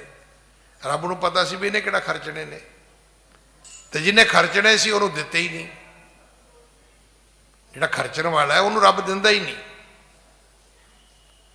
ਤੇ ਜਿਹਨੂੰ ਦਿੱਤੇ ਨੇ ਉਹ ਸਾਰਾ ਦਿਨ ਅਗਰਬੱਤੀ ਧੂਪ ਬੱਤੀ ਤੇ ਲੱਗਾ ਰਹਿੰਦਾ। ਰੱਬ ਪੈਸਿਆਂ ਨੂੰ ਕਾਪੀਆਂ ਅੰਦਰ ਰੱਖ ਲਈਆਂ, ਕਾਪੀਆਂ ਬਾਹਰ ਕੱਢ ਲਈਆਂ, ਅਗਰਬੱਤੀ ਕਰ ਲਈ, ਧੂਪ ਬੱਤੀ ਕਰ ਲਈ, ਮੱਥਾ ਟੇਕ ਲਿਆ, ਸਵੇਰੇ ਸ਼ਾਮੀ ਗਿਣ ਛੱਡੇ ਵੀ ਪੂਰੇ ਨੇ ਨਾ। ਇਹ ਗੁਰਬਾਣੀ 'ਚ ਲਿਖਿਆ ਹੈ, ਸੂਮੇ ਧਨ ਰਾਖਣ ਕੋ ਦੀਆ, ਮੁਗਧ ਕਹੈ ਧਨ ਮੇਰਾ। ਮੂਰਖ ਵੇਖੋ ਕਿੱਡਾ ਬੰਦਾ ਹੈ, ਸਾਰੀ ਉਮਰ ਹੀ ਕਹੀ ਜਾਂਦਾ ਲੋਕਾਂ ਨੂੰ ਪੈਸੇ ਮੇਰੇ ਨੇ। ਜੇ ਤੇਰੇ ਨੇ ਤੇ ਖਰਚ ਕੇ ਵਿਖਾ। ਐਸਾ ਬੰਦਾ ਮੱਥਾ ਨਹੀਂ ਟੇਕ ਸਕੇਗਾ, ਐਸਾ ਬੰਦਾ ਦਾਨ ਪੁੰਨ ਨਹੀਂ ਕਰ ਸਕੇਗਾ, ਐਸਾ ਬੰਦਾ ਕਿਸੇ ਧੀ ਪੁੱਤਰ ਨੂੰ ਨਹੀਂ ਦੇ ਪਾਏਗਾ। ਅਖੀਰ ਕੀ ਹੋਏਗਾ? ਕੋਈ ਨਾ ਕੋਈ ਲੈ ਜਾਏਗਾ। ਵੇਖੇ ਕਈਆਂ ਦੇ ਬੈਂਕ ਵਾਲੀ ਲੈ ਗਏ। ਇਹ ਵੀ ਲਿਖਿਆ ਇਤਿਹਾਸ ਵਿੱਚ, ਜੋ ਬਾਬੇ ਕੇ ਦਾਮ ਨਾ ਦੇ ਹੈ ਤਿੰਨ ਤੇ ਗਏ ਬਾਬਰ ਕੇ ਲੈ ਹੈ। ਜਿਹਨੇ ਰੱਬ ਵਾਸਤੇ ਨਾ ਕੱਢਿਆ, ਕਹਿੰਦੇ ਬਾਬਰ ਆਏਗਾ ਲੈ ਜਾਏਗਾ ਤੁਹਾਡੇ ਪੈਸੇ। ਅੱਜ ਕਰੋੜਾਂ ਲੋਕ ਨੇ ਜਿਨ੍ਹਾਂ ਦੇ ਕਰੋਨੇ ਨੇ ਪੈਸੇ ਮਿੱਟੀ ਕਰ ਦਿੱਤੇ, ਮਿੱਟੀ। ਬਿਲਕੁਲ ਲੋਕ ਸੜਕ ਤੇ ਆ ਗਏ। ਅੱਜ ਹੋਟਲ ਵਾਲੇ, ਬੈਂਕਟ ਹਾਲ ਵਾਲੇ, ਕਿੱਡੇ ਕਿੱਡੇ ਵੱਡੇ ਕਾਰੋਬਾਰ ਸੀ, ਦੁਨੀਆ ਇਸ ਪਾਸੇ ਤੁਰਦੀ ਸੀ। ਮਤਲਬ ਮੇਰੀ ਭਾਵਨਾ ਇੰਨੀ ਵੀ ਉਹ ਕੋਈ ਚੰਗਾ ਹੋਇਆ, ਮੈਂ ਤਾਂ ਕਹਿੰਦਾ ਵਾਹਿਗੁਰੂ ਸੱਚੇ ਪਾਤਸ਼ਾਹ ਸਭ ਨੂੰ ਦਵੇ। ਉਹ ਰੌਣਕਾਂ ਫਿਰ ਵਾਪਸ ਆਉਣ, ਉਹ ਜਲਾਓ ਦੁਨੀਆ ਦੇ ਸੱਜਣ। ਇਹ ਸਾਰੀ ਮਖਲੂਕ ਰੱਬ ਦੀ ਹੈ, ਪਰ ਤੁਸੀਂ ਉਹਦੀ ਕਲਾ ਵੇਖੋ ਰੱਬ ਦੀ, ਕਿ ਖੜੇ ਖੜੋਤੇ ਆਦਮੀ ਕੱਖੋਂ ਹੌਲੇ ਕਰ ਦਿੱਤੇ। ਜਿਨ੍ਹਾਂ ਬੰਦਿਆਂ ਨੂੰ ਅੱਜ ਦਿੱਲੀ 'ਚ 4-5 ਕਰੋੜ ਰੁਪਈਆ ਰੈਂਟਲ ਇਨਕਮ ਸੀ ਨਾ, ਉਹ ਸੜਕ ਤੇ ਆ ਗਏ। ਬਿਲਕੁਲ ਅਗਲੇ ਸ਼ੋਰੂਮ ਛੱਡ ਕੇ ਭੱਜ ਗਏ, ਕਹਿੰਦੇ ਜੀ ਸਾਡੇ ਕੋਲ ਕਿਰਾਇਆ ਹੈ ਨਹੀਂ। ਫਿਰ ਕੀ ਕਰਨਾ ਚਾਹੀਦਾ? ਕਰਨਾ ਇਹ ਚਾਹੀਦਾ ਵੀ ਜਿਸ ਦਾ ਦਿੱਤਾ ਖਾਵਣਾ ਤਿਸ ਕਹੀਐ ਸ਼ਾਬਾਸ਼। ਜਿਸ ਰੱਬ ਨੇ ਕਰੋੜਾਂ ਦਿੱਤੇ, ਅਰਬਾਂ ਦਿੱਤੇ, ਖਰਬਾਂ ਦਿੱਤੇ, ਸਵੇਰੇ ਉੱਠ ਕੇ ਉਹਨੂੰ ਹੱਥ ਜੋੜ ਲਿਆ ਕਰੋ ਥੋੜੇ ਜਿਹੇ, ਉਹਦੇ ਘਰ ਜਾ ਕੇ ਉਹਨੂੰ ਮੱਥਾ ਟੇਕ ਲਿਆ ਕਰੋ, ਉਹਦੇ ਵਿੱਚੋਂ ਥੋੜਾ ਬਹੁਤਾ ਗਰੀਬਾਂ ਨੂੰ ਦਾਨ ਪੁੰਨ ਕਰ ਲਿਆ ਕਰੋ, ਕੋਈ ਧਰਮ ਕਰਮ ਕਰ ਲਿਆ ਕਰੋ ਭਾਈ। ਮਾਇਆ ਤੇ ਉਹਦੀ ਹੈ, ਸਾਨੂੰ ਤਾਂ ਉਹਨੇ ਵਰਤਣ ਲਈ ਦਿੱਤੀ ਸੀ, ਅਸੀਂ ਵਰਤਦੇ ਹੀ ਨਹੀਂ। ਅਸੀਂ ਸੰਭਾਲ ਕੇ ਰੱਖ ਲਈ, ਲੋਕਾਂ ਨੂੰ ਕਹੀ ਜਾਂਦੇ ਮੇਰੀ ਹੈ। ਸਤਿਗੁਰੂ ਕਹਿੰਦੇ ਤੇਰੀ ਹੁੰਦੀ ਤੂੰ ਵਰਤ ਲੈਂਦਾ, ਤੇਰੀ ਹੈ ਹੀ ਨਹੀਂ। ਤੂੰ ਤਾਂ ਸਿਰਫ ਉਹਨੂੰ ਸਾਂਭਦਾ ਰਵੇਂਗਾ, ਹੋਰ ਕੋਈ ਆ ਕੇ ਵਰਤੇਗਾ। ਹੁੰਦਾ ਵੀ ਇਦਾਂ ਹੀ ਹੈ। ਦਾਦੇ ਪੜਦਾਦੇ ਦੀ ਕਮਾਈ ਪੋਤਰੇ 6 ਮਹੀਨਿਆਂ 'ਚ ਉਡਾ ਦਿੰਦੇ ਨੇ। ਜਿਨ੍ਹਾਂ ਦੀ ਹੋਏਗੀ ਆ ਕੇ ਖਰਚਣਗੇ, ਤਾਂ ਆਪਣੀ ਤਾਂ ਹੈ ਨਹੀਂ। ਹਾਂਜੀ। ਆਇਸ ਜੋ ਪਾਉ ਕਰ ਪਾਨ ਤੇ ਪਤਾਉ, ਛੁਧਾ ਪਿਆਸ ਕੋ ਮਿਟਾਉ, ਕਰੋ ਨਾਸ ਸਭ ਮਾਨ ਕੋ। ਭਾਈ ਮਰਦਾਨਾ ਕਹਿਣ ਲੱਗਾ ਵੀ ਬਾਬਾ ਫਿਰ ਮੈਂ ਪੀ ਲਵਾਂ? ਵੀ ਜੇ ਇਹ ਭਾਗਾਂ ਵਾਲਿਆਂ ਨੂੰ ਜਲ ਮਿਲਦਾ ਹੈ, ਜਾਂ ਜਿਹੜੇ ਰੱਬ ਨੂੰ ਖੁਸ਼ ਕਰਦੇ ਨੇ ਉਹਨਾਂ ਨੂੰ ਮਿਲਦਾ ਹੈ, ਤੇ ਮੈਂ ਤੇ ਦਿਨ ਰਾਤ ਹੀ ਤੁਹਾਡੀ ਸੇਵਾ ਕਰਦਾ, ਤੇ ਮੇਰੇ ਤੇ ਕਿਰਪਾ ਕਰੋ। ਸੁਣ ਮਰਦਾਨਾ ਮਨ ਮਾਹੇ ਹਰ ਖਾਨਾ, ਤਬ ਬਚਨ ਬਖਾਨਾ ਦੇਖ ਕਰੁਣਾ ਨਿਧਾਨ ਕੋ। ਹੇ ਕਰੁਣਾ ਦੇ ਘਰ, ਹੇ ਗੁਰੂ ਨਾਨਕ ਤੁਸੀਂ ਮੇਰੇ ਤੇ ਕਿਰਪਾ ਕਰੋ। ਆਇਸ ਜੋ ਪਾਉ ਕਰ ਪਾਣ ਤਿਪਤਾਉ, ਸ਼ੁਦਾ ਪਿਆਸ ਕੋ ਮਠਾਉ, ਕਰੋ ਨਾਸ਼ ਸਭ ਮਾਨ ਕੋ। ਕਹਿਣ ਲੱਗਾ ਬਾਬਾ ਜੀ ਹੁਕਮ ਕਰੋ ਤੇ ਮੈਂ ਪੀ ਲਵਾਂ, ਮੇਰੀ ਭੁੱਖ ਮਿਟ ਜਾਏ, ਮੇਰਾ ਹੰਕਾਰ ਮਿਟ ਜਾਏ, ਮੇਰੀ ਪਿਆਸ ਮਿਟ ਜਾਏ। ਮੰਦ ਮੁਸਕਾਏ ਗੁਰੂ ਬਚਨ ਅਲਾਏ, ਉਰ ਜਰੈ ਜੇ ਅਜਰ ਤਬ ਕੀਜੈ ਇਹ ਪਾਨ ਕੋ। ਸਤਿਗੁਰੂ ਗੁਰੂ ਨਾਨਕ ਸਾਹਿਬ ਕਹਿਣ ਲੱਗੇ ਵੀ ਮਰਦਾਨਿਆ ਪੀ ਲਾ, ਪਰ ਇੱਕ ਗੱਲ ਦਾ ਧਿਆਨ ਰੱਖੀ, ਮੰਦ ਮੁਸਕਾਏ ਗੁਰੂ ਬਚਨ ਅਲਾਏ ਔਰ ਜਰੇ ਜੇ ਅਜਰ, ਕਿ ਅਜਰ ਨੂੰ ਜਰ ਸਕੇਗਾ। ਸਾਡੇ ਚ ਬੜੇ ਲੋਕ ਨੇ ਜਿਹੜੇ ਕੁਛ ਪਾ ਕੇ ਸੰਭਾਲ ਨਹੀਂ ਸਕਦੇ। ਇਹਨੂੰ ਫਿਰ ਸਾਡੇ ਬਜ਼ੁਰਗ ਕਹਿੰਦੇ ਹੁੰਦੇ ਸੀ, ਪੁੱਤਰ ਭਾਂਡਾ ਛੋਟਾ ਸੀ ਤੇ ਵਸਤੂ ਪੈ ਗਈ ਬਹੁਤੀ। ਹੁਣ ਵੇਖੋ ਨਾ, ਅੱਧੇ ਲੀਟਰ ਦੀ ਗੜਵੀ 'ਚ 1 ਲੀਟਰ ਦੁੱਧ ਪਾਓਗੇ ਤੇ ਕੀ ਹੋਏਗਾ? ਗੁਆਂਢੀਆਂ ਦੇ ਘਰ ਤੱਕ ਪਹੁੰਚ ਜਾਏਗਾ, ਕਿਉਂਕਿ ਅੱਧਾ ਲੀਟਰ ਪਏਗਾ, ਅੱਧਾ ਲੀਟਰ ਡੁੱਲ ਜਾਏਗਾ। ਹੁਣ ਛੋਟੇ ਭਾਂਡੇ 'ਚ ਬਹੁਤੀ ਵਸਤੂ ਪਾਓਗੇ ਤੇ ਕੀ ਹੋਏਗਾ? ਗੁਆਂਢੀਆਂ ਤੱਕ ਰੁੜ ਕੇ ਪਹੁੰਚ ਜਾਏਗੀ ਭਾਈ। ਉਹ ਵੀ ਫਿਰ ਅਗਲੇ ਕਹਿਣਗੇ ਵੀ ਭਾਈ ਭਾਂਡਾ ਹੀ ਛੋਟਾ ਸੀ, ਇਹਦਾ ਕੀ ਕਸੂਰ ਹੈ? ਹੁਣ ਗਲੀਆਂ 'ਚ ਰੁੜਦਾ ਫਿਰਦਾ। ਸੰਭਾਲ ਸਕਣਾ ਹਰ ਬੰਦੇ ਦੇ ਵੱਸ ਵਿੱਚ ਨਹੀਂ ਹੈ। ਸਤਿਗੁਰੂ ਕਹਿੰਦੇ ਅਜਰ ਜਰ ਲਵੇਂਗਾ ਮਰਦਾਨਿਆ ਤੇ ਛਕ ਲੈ। ਹਾਂਜੀ।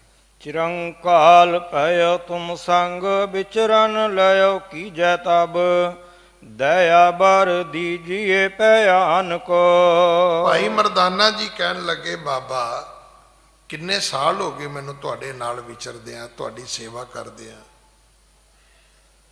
ਤੇ ਜਿੱਥੇ ਇਹੋ ਜੀ ਧਰਤੀ ਤੇ ਲੈ ਕੇ ਆਏ ਹੋ, ਜਿੱਥੇ ਇਹੋ ਜੀ ਸੋਝੀ ਬਖਸ਼ੀ ਹੈ, ਉਥੇ ਇੱਕ ਵਰ ਵੀ ਦੇ ਦਿਓ, ਵਰ ਵੀ ਦੇ ਦਿਓ ਇੱਕ, ਕਿ ਮੈਨੂੰ ਪਚ ਜਾਏ। ਇਹ ਸਾਰੇ ਗੁਰੂ ਗ੍ਰੰਥ ਸਾਹਿਬ ਜੀ ਦਾ ਨਿਚੋੜ ਹੈ ਕਿ ਜੇ ਕੋ ਖਾਵੇ ਕਰੋ ਕਿਰਪਾ, ਜੇ ਕੋ ਖਾਵੇ ਜੇ ਕੋ ਪੁੰਚੈ ਤਿਸਕਾ ਹੋਏ ਉਦਾਰੋ। ਜੇ ਖਾਧੀ ਚੀਜ਼ ਪਚ ਗਈ ਤਾਂ ਭਾਈ ਸੁਖਦਾਈ ਹੈ, ਤੇ ਜੇ ਖਾਧੀ ਚੀਜ਼ ਨਾ ਪਚੀ ਤੇ ਸਾਰੀ ਰਾਤ ਪੇਟ ਦਰਦ ਹੋਏਗਾ। ਖਾਧੀ ਤੇ ਸੀ ਕਿ ਮੂੰਹ ਦਾ ਸਵਾਦ ਤੇ ਸਰੀਰ ਦੀ એનર્ਜੀ, ਹੋਇਆ ਕਿ ਸਾਰੀ ਰਾਤ ਤੜਫਦਿਆਂ ਲੰਘ ਗਈ। ਜਦੋਂ ਸਵੇਰੇ ਡਾਕਟਰ ਕੋਲ ਜਾਓਗੇ ਤੇ ਡਾਕਟਰ ਨੇ ਪਹਿਲੀ ਗੱਲ ਇਹ ਪੁੱਛਣੀ ਵੀ ਖਾਧਾ ਕੀ ਸੀ। ਪਹਿਲਾ ਸਵਾਲ ਹੀ ਡਾਕਟਰ ਦਾ ਇਹ ਹੈਗਾ ਵੀ ਕੱਲ ਖਾਧਾ ਕੀ ਸੀ, ਰਾਤੀ ਕੀ ਖਾਧਾ ਸੀ ਸੌਣ ਤੋਂ ਪਹਿਲਾਂ। ਹੁਣ ਜੇ ਕੋ ਖਾਵੇ ਜੇ ਕੋ ਪੁੰਚੈ ਤਿਸਕਾ ਹੋਏ ਉਧਾਰੋ। ਜੇ ਪਚਿਆ ਨਾ ਤੇ ਖਾਧਾ ਜਿਹੜਾ ਹੈ ਨਾ, ਇਹ ਦੁਖਦਾਈ ਹੈ ਭਾਈ, ਇਹ ਬਹੁਤ ਪੀੜਾਦਾਇਕ ਹੈ। ਸਤਿਗੁਰੂ ਕਹਿਣ ਲੱਗੇ, ਜੇ ਮਰਦਾਨਿਆ ਪਚਾ ਸਕਦਾ ਤੇ ਜਲ ਛਕ ਲੈ, ਕਿ ਅਜਰ ਜਰ ਲਵੇਂਗਾ। ਤੇ ਭਾਈ ਮਰਦਾਨਾ ਗੁਰੂ ਨੇ ਆਪ ਹੀ ਕਲਾ ਵਰਤਾਈ। ਕਹਿਣ ਲੱਗਾ, ਬਾਬਾ ਫਿਰ ਇੰਨਾ ਕੁ ਵਰ ਤੇ ਦੇ ਦਿਓ ਨਾ ਵੀ ਪਚ ਜਾਏ ਮੈਨੂੰ।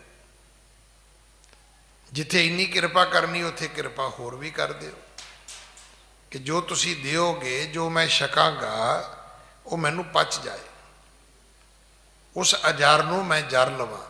ਹਾਂਜੀ। ਲੈ ਕਰ ਆਇਸ ਸ੍ਰੀ ਗੁਰ ਕੀ ਤਬ, ਪੀਵਤ ਪਾਰਸ ਸੋ ਮਰਦਾਨਾ। ਗੁਰੂ ਦੀ ਆਗਿਆ ਪਾ ਕੇ ਭਾਈ ਮਰਦਾਨੇ ਨੇ ਉਹ ਜਲ ਛਕ ਲਿਆ। ਹੋਏ ਵਿਦਹਿ ਗਇਓ ਖਿਨਤਾ, ਦਸਵੇਂ ਦਰ ਜਾਏ ਲੱਗਾ ਸੁਭ ਧਿਆਨਾ। ਭਾਈ ਮਰਦਾਨੇ ਨੂੰ ਇੰਜ ਲੱਗਾ ਕਿ ਮੈਂ ਸਰੀਰ ਤੋਂ ਵੱਖਰਾ ਹੋ ਗਿਆ, ਬਦੇਹ ਹੋ ਗਿਆ। ਦਸਵੇਂ ਦਰ ਜਾਏ ਲੱਗਾ ਸ਼ੁਭ ਧਿਆਨਾ। ਧਿਆਨ ਜਿਹੜਾ ਸੀ ਉਹ 10ਵੇਂ ਘਰ ਵਿੱਚ ਜਾ ਕੇ ਟਿਕ ਗਿਆ। ਜਾਮ ਸੋਏਕ ਖੁੱਲੇ ਤੇ ਨੈਣ, ਭਇਓ ਭਵ ਮੋਹ ਬਹੀਨ ਸੁਜਾਨਾ। ਇੱਕ ਪਹਿਰ ਇਹ ਰਸ ਬਣਿਆ ਰਿਹਾ। ਜਦੋਂ ਨੇਤਰ ਖੁੱਲੇ 3 ਘੰਟਿਆਂ ਬਾਅਦ, ਤੇ ਜਿਹੜਾ ਮਾਣ ਮੋਹ ਸੀ ਉਹਦੇ ਤੋਂ ਮਰਦਾਨਾ ਹੁਣ ਮੁਕਤ ਸੀ, ਬਹੀਨ ਸੀ। ਇਹ ਚੀਜ਼ ਖਤਮ ਹੋ ਗਈ, ਮਾਣ ਮੋਹ ਵਾਲੀ। ਮੇਰ ਉਤੇਰ ਭੁਲਾਏ ਦਇਓ, ਉਰ ਗਿਆਨ ਭਇਓ ਮਿਟ ਗਇਓ ਅਗਿਆਨਾ। ਇਸ ਤਰ੍ਹਾਂ ਮੇਰੋ ਤੇਰ ਭਲਾਏ ਦਿਓ। ਇਹਦੀ ਨਿਸ਼ਾਨੀ ਕੀ ਹੈ? ਇਹਦੀ ਨਿਸ਼ਾਨੀ ਹੈ ਕਿ ਇਹਦੇ ਵਿੱਚ ਮੈਂ ਤੇ ਮੇਰੀ, ਤੂੰ ਤੇ ਤੇਰੀ, ਇਹ ਖਤਮ ਹੋ ਜਾਂਦੀ ਹੈ। ਅੱਜ ਸਾਰੀ ਦੁਨੀਆ ਇੱਥੇ ਖਲੋਤੀ, ਇੱਕ ਮੈਂ ਆ, ਇੱਕ ਮੇਰੇ ਨੇ, ਇੱਕ ਤੂੰ ਹੈ, ਇੱਕ ਤੇਰੇ ਨੇ। ਆਪਾਂ ਇੱਥੇ ਕਹਿੰਦੇ ਵੀ ਇਹ ਅੱਛਾ ਤੇਰਾ ਹੈ, ਅੱਛਾ ਅੱਛਾ ਅੱਛਾ ਅੱਛਾ, ਇਹਦਾ ਮਤਲਬ ਮੈਂ ਕੀ ਲੈਣਾ ਹੈ? ਅੱਛਾ ਇਹ ਮੇਰਾ ਹੈ, ਲਿਆ ਫੜਾਓ ਨਾ, ਫਿਰ ਤੂੰ ਕੀ ਲੈਣਾ ਹੈ? ਇਸ ਮੇਰ ਤੇਰ ਨੇ ਸਾਨੂੰ ਬਹੁਤ ਵੱਡੀ ਤਰੀਕੇ ਨਾਲ ਵੰਡਿਆ ਹੋਇਆ।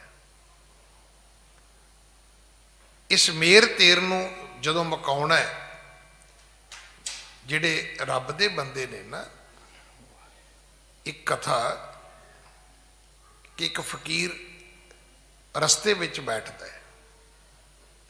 ਉਹ ਰਸਤਾ ਜਿੱਥੋਂ ਰਾਜਾ ਲੰਘਦਾ ਹੈ, ਜਾਣ ਬੁੱਝ ਕੇ ਬੈਠਦਾ ਹੈ।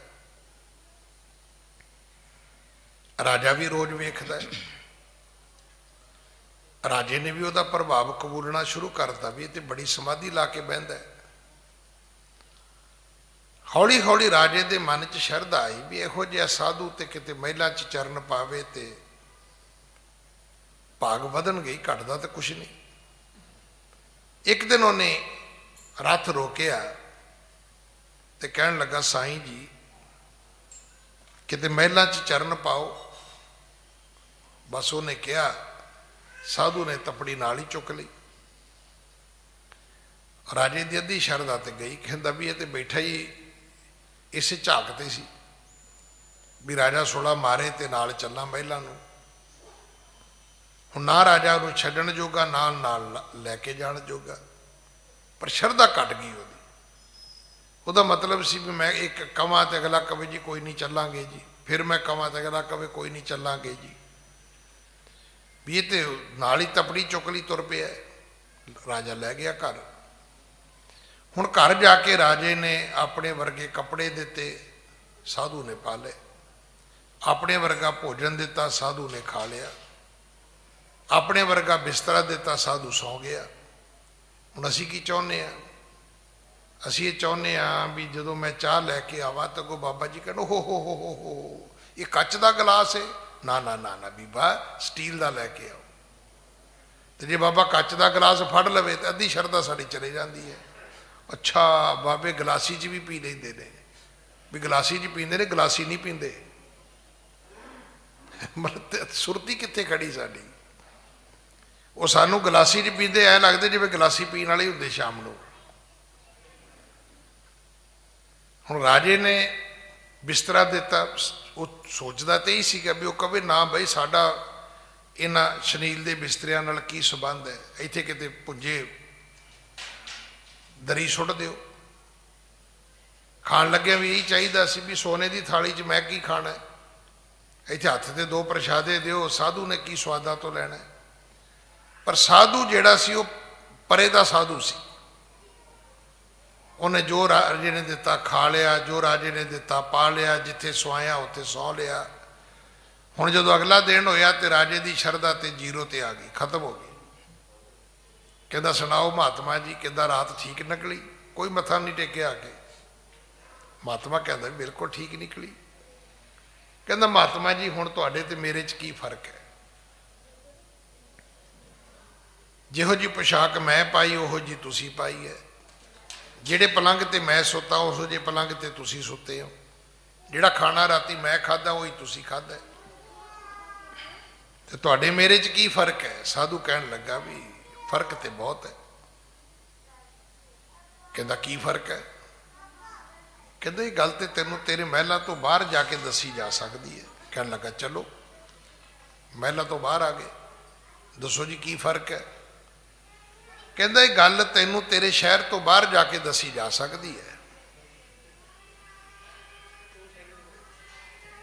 ਕਹਿਣ ਲੱਗਾ ਜੀ ਚਲੋ ਸ਼ਹਿਰ ਤੋਂ ਬਾਹਰ ਚੱਲਦੇ ਆ।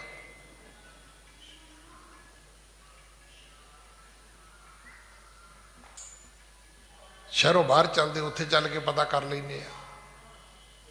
ਸ਼ਹਿਰੋਂ ਬਾਹਰ ਚਲੇ ਗਏ। ਕਹਿੰਦਾ ਰਾਜਾ ਦੱਸੋ ਜੀ ਕੀ ਫਰਕ ਹੈ? ਉਹ ਕਹਿੰਦਾ ਫਰਕ ਤੇ ਦੱਸਾਂਗਾ, ਪਰ ਤੈਨੂੰ ਆਪਣੇ ਦੇਸ਼ ਦੀ ਹੱਦ ਤੇ ਜਾਣਾ ਪਏਗਾ। ਇਹ ਸ਼ਹਿਰੋਂ ਬਾਹਰ ਆ ਕੇ ਗੱਲ ਬਣੀ ਨਹੀਂ। ਕਹਿੰਦਾ ਚਲੋ। ਹੁਣ ਜਿਹੜੀ ਮੁਲਕ ਦੀ ਉਹਦੀ ਹੱਦ ਸੀ ਉੱਥੇ ਪਹੁੰਚ ਗਏ। ਹੁਣ ਜਦੋਂ ਉੱਥੇ ਪਹੁੰਚੇ ਰਾਜਾ ਕਹਿੰਦਾ ਦੱਸੋ ਜੀ ਤੁਹਾਡੇ ਤੇ ਮੇਰੇ 'ਚ ਕੀ ਫਰਕ ਹੈ? ਕਹਿੰਦਾ ਬਸ ਆ ਹੱਦ ਪਾਰ ਕਰ, ਮੈਂ ਦੱਸ ਦਿੰਦਾ ਤੈਨੂੰ। ਕਹਿੰਦਾ ਜੀ ਮੈਂ ਕਰ ਨਹੀਂ ਸਕਦਾ। कहता क्यों नहीं कर सकता? कहता जी मेरी हद है ही इत्थों तक है। फिर साधु ने कहा भी राजा तेरे ते मेरे च इन्ना ही फर्क है। कहता की?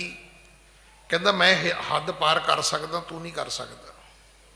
तेरी धरती इन्नी है, साधु की धरती इन्नी नहीं होंदी। साधु की तो सारी धरती है, उन्हें बारी छाल ते बार्डर पार कर गया। कहता फर्क इन्ना ही है, तेरे ते मेरे च इन्ना ही फर्क है भी तू कुछ चीज़ों में बधा होया है, साधु नहीं बधा होया। सतगुरु गुरु नानक साहब पिता महाराज ने जदों बख्शिश की ते भाई मरदाने की अवस्था जिहड़ी बनी है, कवि जी ने लिखा मेर और तेर भुलाए दियो और ज्ञान भयो मिट गयो अज्ञाना। तुहानूं पता है जिहड़ा कोविड-19 दे विच असीं लंगर छकाया है, साडे अपनिਆਂ ने कोई कसर बाकी नहीं छड्डी। ये किन्हां नूं खवाउने हो जी तुसीं? मतलब उन्होंने ये सी भी भुखे नूं लंगर क्यों खवाउने हो? क्योंकि आपां हैगे अन्ने, ते अन्ना रेवड़ियां वंडे ते घरदियां नूं वंडदा ओह, क्योंकि उन्हें किहड़ा गली च पहुंचना, गली दिसेगी तो जाएगा। ते सिखां ने ते भाई ओ जाके उड़ीसा तक लंगर वंडिया, कच्छ ते भुज तक जाके लंगर वंडिया। जिथे इराक की जंग लगी है, जिथे अफगानिस्तान दे विच जंगां लगियां ने, खालसा एड वालियां ने तो उत्थों तक जाके लंगर वंडिया। कि तुहानूं पता है जिहड़ा बंगला साहब दे विच लंगर की सेवा हुई, गोरियां ने डोनेशन भेजी है। गोरियां ने डोनेशन बंगला साहब नूं नहीं भेजी, तुहाडी चैरिटी नूं भेजी है। उन्होंने गूगल तो पढ़िया भी कितने फ्री किचन चल रही है, उन्हें कहा भेजो। एक मुसलमान ने 10 लाख रुपया भेजा, एक मस्जिद है बंगला साहब भी, उन्हें मस्जिद में भेजते पैसे 10 लाख रुपया। इत्थे असीं अनाउंसमेंटां सुनियां ने सारियां। मेर तेर चों कौन कढ़ सकदा है? सिर्फ गुरु कढ़ सकदा है, सानू कोई नहीं कढ़ सकदा। ते जिन्ना चिर असीं मेर तेर विच आ, उन्ना चिर असीं धर्मी नहीं आ। मैं तो रोज़ बेनती करता भी धर्म का घर बड़ी दूर है। कली मौली बन ली तो धर्मी हो गए, कोई मुंदरी च नग पा लिया तो धर्मी हो गए, मोढ़े ना तवीत पा लिया तो धर्मी हो गए। धर्मी नहीं हो गए, असी ऐसे वहमी भरमी हो गए भी हुण तो निच मारी तो भी खतरा, पिछों आवाज मारी तो भी खतरा, बिल्ली राह कट गई तां खतरा। इन्ने कमजोर हो गया आप। किसी ने कुछ बोल दिता तो तां खतरा कि किसी के बोलण नाल तुहानूं कुछ हो सकता है? नहीं हो सकता। किसी का रब माड़ा ना करे, कोई बंदा माड़ा कर सकता है किसी का?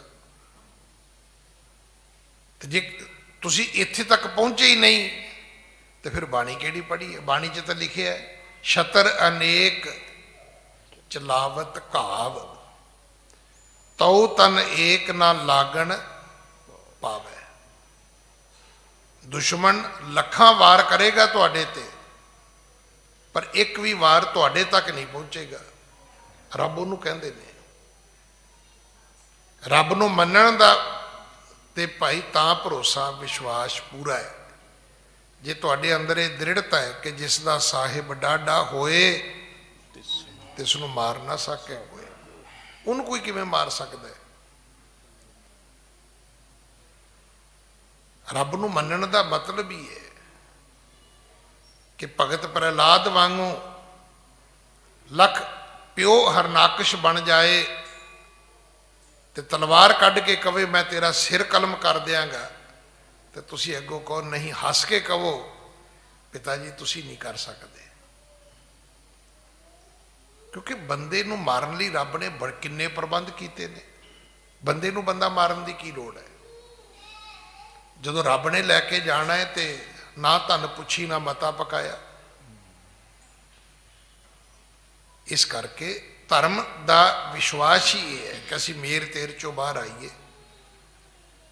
ਇਸੇ ਕਰਕੇ ਸਾਡਾ ਕੀਤਾ ਪਾਠ, ਕੀਤਾ ਦਾਨ ਪੁੰਨ ਫਲੀਭੂਤ ਨਹੀਂ ਹੁੰਦਾ, ਤੇ ਜੇ ਹੁੰਦਾ ਵੀ ਹੈ ਤੇ ਬਿਲਕੁਲ ਨਾ ਮਾਤਰ। ਹੁਣ ਵੇਖੋ ਨਾ, ਤੁਸੀਂ ਕੋਈ ਕੱਦੂ ਦੀ ਵੇਲ ਲਾਈ ਤੇ ਜੇ 2-3 ਮਹੀਨਿਆਂ 'ਚ 4 ਕੱਦੂ ਲੱਗ ਵੀ ਗਿਆ ਤੇ ਕੀ ਫਰਕ ਪਿਆ? ਹੁਣ ਤੁਸੀਂ ਕਹੋ ਜੀ ਕੱਦੂ ਲੱਗੇ ਸੀਗੇ ਜੀ, ਪਰ ਮੈਂ ਉਹ ਵੀ ਵੇਖੇ ਨੇ ਕਿ ਇੱਕ ਵੇਲ ਲਾਈ ਹੈ ਘਰ ਤੇ ਕੱਦੂ ਗੁਰਦੁਆਰੇ ਦੇ ਕੇ ਆਉਣੇ ਪੈਂਦੇ ਨੇ, ਇੰਨੇ ਕੱਦੂ ਲੱਗਦੇ ਨੇ। ਜੇ ਇੰਨੀ ਪਾਠ ਪੂਜਾ ਕਰਕੇ ਇੰਨੀ ਕੁ ਬਖਸ਼ਿਸ਼ ਹੋ ਵੀ ਗਈ ਤੇ ਕੀ ਹੈ? ਕੁਛ ਵੀ ਨਹੀਂ ਹੁੰਦਾ। ਚਾਹੀਦਾ ਤੇ ਅਸੀਂ ਵੀ ਰਹਿਮਤਾਂ ਦੇ ਮੀਂਹ ਵਰ ਜਾਂਦੇ ਘਰ ਵਿੱਚ। ਇੰਨਾ ਕੁਝ ਰੱਬ ਤੁਹਾਨੂੰ ਦਿੰਦਾ ਵੀ ਤੁਹਾਡੇ ਕਰਕੇ 3 ਪਿੱਛੇ ਹੋਰ ਖਾਏ ਕਨੇਰੀ। ਰੱਬ ਦੀ ਬਖਸ਼ਿਸ਼ ਨੂੰ ਛੋਟਾ ਨਾ ਕਰੋ। ਜਦੋਂ ਉਹ ਤੁਰਠਦਾ ਹੈ ਨਾ ਤੇ ਝੋਲੀਆਂ ਭਰ ਦਿੰਦਾ ਹੈ। ਤੁਸੀਂ ਪਤਾ ਕਰ ਲਓ ਭਗਤ ਪੂਰਨ ਸਿੰਘ ਕੋਲੇ ਕੀ ਸੀਗਾ। ਰੋਟੀਓਂ ਆਤਰ ਬੱਚਾ ਸੀ, ਰੋਟੀਓਂ ਆਤਰ, ਤੇ ਕਿੱਥੇ ਪਹੁੰਚ ਗਿਆ? ਲੱਖਾਂ ਲੋਕਾਂ ਨੂੰ ਉਹਨੇ ਸਹਾਰਾ ਦਿੱਤਾ।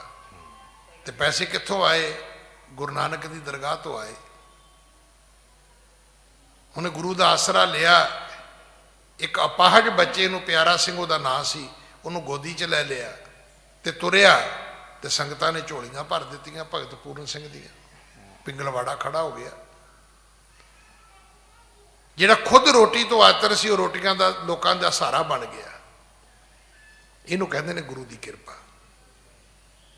ਜਦੋਂ ਉਹਦੀ ਕਿਰਪਾ ਹੋਣੀ ਹੈ, ਸਵਾਲ ਹੀ ਨਹੀਂ ਵੀ ਤੁਹਾਡੇ ਕੋਲ ਕੀ ਹੈ, ਸਵਾਲ ਇਹ ਵੀ ਉਹਨੇ ਤੁਹਾਨੂੰ ਦੇ ਹੀ ਇੰਨਾ ਦੇਣਾ ਹੈ ਕਿ ਉੱਥੋਂ ਦੁਨੀਆ ਰੱਜ ਰੱਜ ਕੇ ਜਾਏਗੀ। ਦੁਨੀਆ ਖਾ ਖਾ ਕੇ, ਉਹ ਜਿਹੜਾ ਰਵੀ ਸਿੰਘ ਹੈ, ਉਹਨੂੰ ਪੁੱਛੋ ਵੀ ਤੇਰੀ ਆਪਣਾ ਪ੍ਰੋਪਰਟੀ, ਆਪਣਾ ਧਨ ਕੀ ਹੈ? ਕੁਛ ਵੀ ਨਹੀਂ ਹੋਣਾ। ਤੇ ਦੁਨੀਆ ਨੇ ਕਿੱਥੇ ਲੈਣ ਦਾ ਉਹਨੂੰ?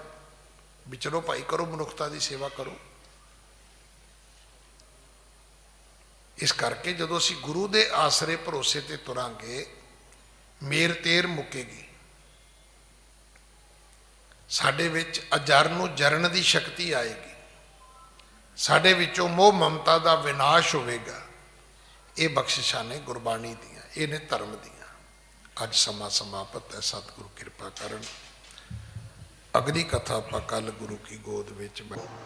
ਵਾਹਿਗੁਰੂ ਜੀ ਕਾ ਖਾਲਸਾ, ਵਾਹਿਗੁਰੂ ਜੀ ਕੀ ਫਤਿਹ।